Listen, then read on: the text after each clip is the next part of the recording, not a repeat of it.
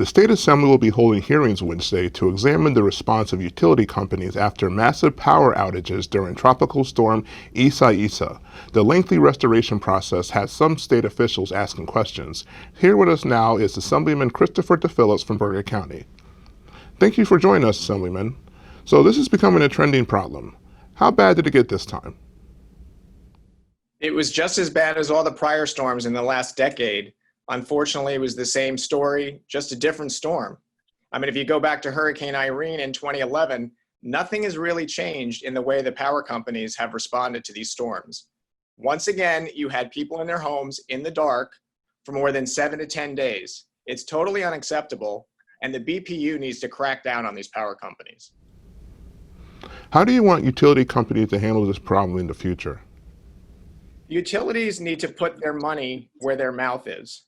Either they should pay to have the emergency crews online before a storm hits, or they should pay for their customers to have generator power if the utilities can't get the power back on in 48 hours.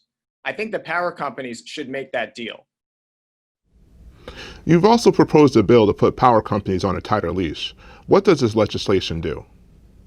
Yes, I have a bill pending. It's A108, and it would give municipalities the right to fire their current utility if that utility can't get the job done.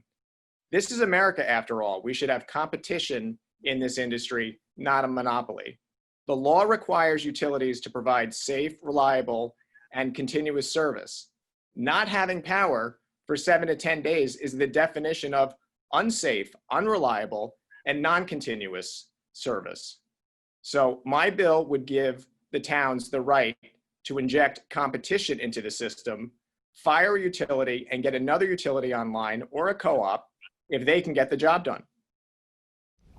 More than 1.4 million homes and businesses across New Jersey were without power at the peak of the storm on August 4th. The final customers were turned back on 6 days after the storm hit. 2 Assembly committees, the Telecommunication and Utilities Committee and the Homeland and Security Committee, will hold a joint hearing Wednesday at 10 a.m.